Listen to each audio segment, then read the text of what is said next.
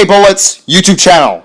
Hurry up, now tell us why you're here. Lightning McQueen will start at pole position with Bobby Swift to his outside. Row 2 has Denny Carlin and Cal Weathers, the 2008 Piston Cup champion. Row 3 has Jimmy Cables and Kevin Carvick, who hopes to win this race. I wonder how he'll do. Row 4 has Tony Gasworth, the 2002 Piston Cup champion, and Kurt Bushtire. Row 5 has the Rush Racing teammates Carl Edwards and Greg Beeple. I wonder how they're going to do.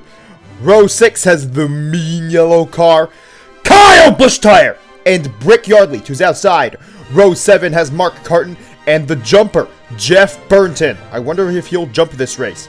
Row 8 has the Rocket, Ryan Newcar, and Clint Bokar to his outside.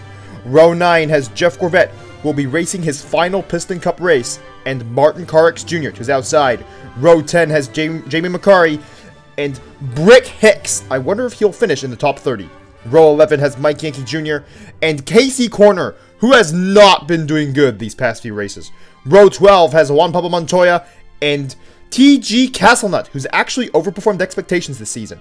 Row 13 has David Raycar and the mean orange car, Joey Logierno. Row 14 has Brad Karslowski and David Rudikar.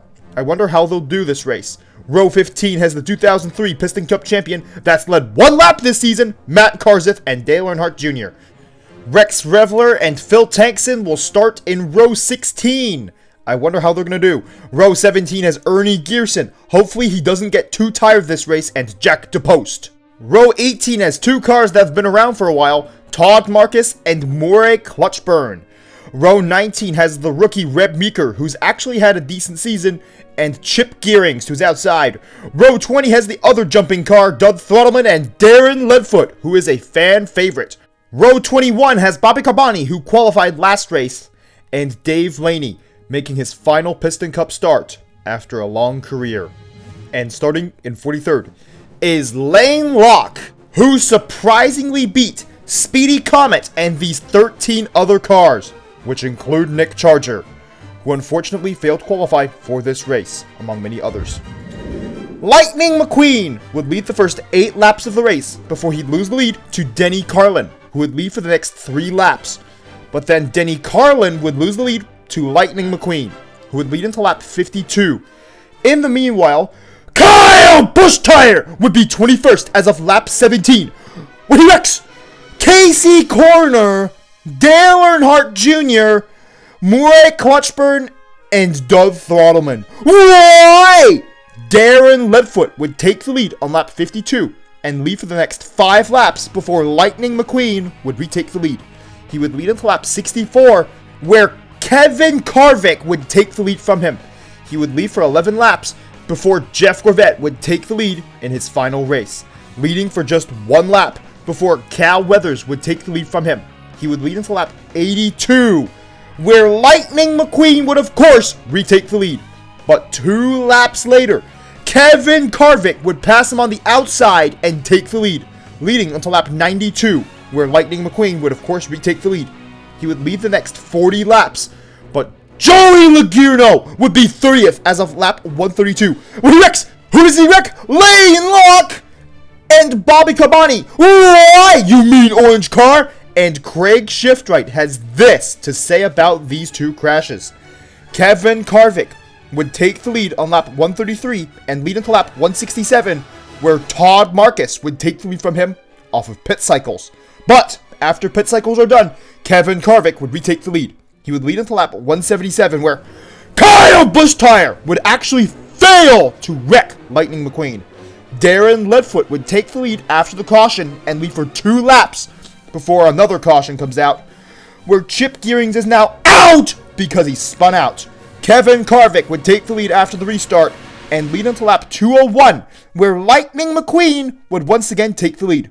And he'd only lead for 2 laps this time before Denny Carlin would take the lead once again, leading for 46 laps before Darren Ledfoot would take the lead for himself, leading all the way until lap 274. Joey Logierno would once again wreck another car, but this time he's 19th as of lap 264. And Jamie McCarry and David Raycar wrecked out. Why? Reb Meeker was also involved in the crash, and now he's out on lap 264 because he couldn't get off the track after his tire fell off. And then Tony Gasworth says, come on to Red Meeker. Tony Gasworth, not every car can drive with just 3 wheels like you can. T.G. Castlenut would take the lead on lap 274 and lead for 4 laps before Carl Edwards would take the lead for himself. He would lead for 5 laps before Kevin Karvik would take the lead once again, leading for 5 more laps before Greg Beeple would take the lead for himself, leading until lap 293. Matt Karzith, his teammate, would be second as of lap 293, but Jimmy Cables would beat him to the lead, leading for 2 laps before Lightning McQueen would of course retake the lead, leading for 9 laps before Kevin Karvik would retake the lead, leading until lap 307. But Lightning McQueen would be back in the lead, leading for 11 laps before Joey Logierno would be 21st as of lap 318. Rex Todd Marcus, why? Darren Leadfoot would take the lead after the restart and lead until lap 354. In the meantime, Phil Tankson would be 17th as of lap 320. What he wrecks? Who does he wreck? Joey Logierno! Hooray! You wrecked the mean orange car! Kevin Karvik would take the lead on lap 354, but on lap 398 he would lose the lead to Darren Leadfoot, who would lead the next 25 laps. But on lap 423, Cal Weathers would be back in the lead. He would lead for 9 laps, but unfortunately Ernie Gearson would go a lap down on lap 425 because he probably got tired. Darren Leadfoot would retake the lead on lap 432 and lead for 6 laps before Kevin Karvik would retake the lead for himself, leading until lap 469, where Brick Yardley would take the lead off of pit cycles. The very next lap, Kevin Karvik would be back in the lead, and he would lead the next 25 laps, but using the wall, Lightning McQueen would retake the lead on lap 495, leading the final 5 laps of the race to win the 2010 LA 500, getting his 20th win this season. Wait, 20? How does any car win 20 races in one season? This is also only the 4th time a Piston Cup racer has won 20 or more Piston Cup races in one season. Carl Edwards would finish 2nd this race, Darren Leadfoot 3rd, Jeff Gorvette would finish 4th in his final Piston Cup race, and Greg Beeple would round out the top 5. Here is the top 20 of the race, where Denny Carlin, Kevin Karvik, Bobby Swift, Jeff Burnton, and T.G. Castlenut would round out the top 10. And, well, this is a pretty average top 20, and the car that finishes 20th in this race is Ryan Newcar. But you're the Rocket! Shouldn't you be finishing higher up in the field? And here is the rest of the field, with Mark Carton and Juan Pablo Montoya missing out on a top 20 finish. Dave Laney would finish 30th in his final Piston Cup race, just ahead of Ernie Gearson, who finished 31st. About Dave Laney, he is the last car to finish on the lead lap. Quite an achievement for your final race. And this all means that Lightning McQueen is the winner of the 2010 Hudson Hornet Piston Cup by over 900 points over 2nd placed Kevin Karvik. Denny Carlin and Cal Weathers also did alright this season, with Carl Edwards rounding out the top 5. Tony Gasworth just misses out on the top 5 by finishing 6th. Bobby Swift once again finishes 7th. And Jeff Gorvette would finish 8th in his final Piston Cup season, ahead of Kurt Busch-Tire, who I hope does not say any more bad words. Matt Karzith led 1 lap this season, and he finishes 10th, ahead of Greg Beeple and Jimmy Cables, who led laps in most races. Ryan Newcar, the Rocket, finishes 13th this season, just ahead of Clint Bokar. Brick Yardley, you finished 2nd place 3 races in a row, and you still only finished 15th. Probably because he was inconsistent.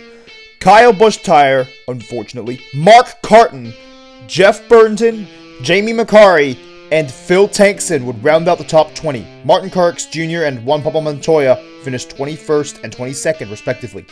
Dale Earnhardt Jr., Mike Yankee Jr., and Casey Corner all had bad seasons in 2010, because usually they would finish in the top 20.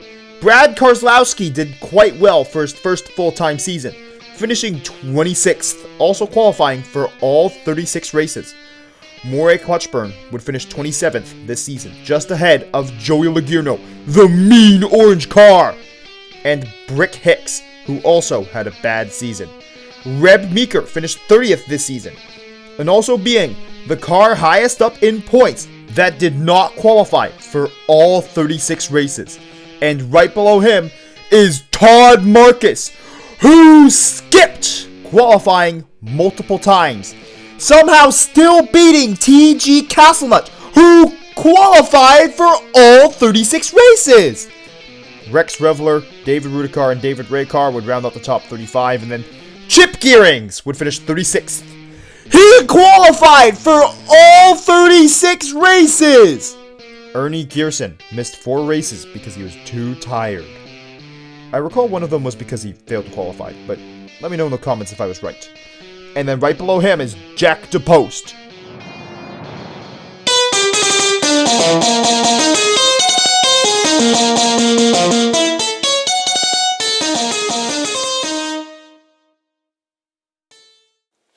Remember to press the notifications button, which goes ring, ring, ring after you press it.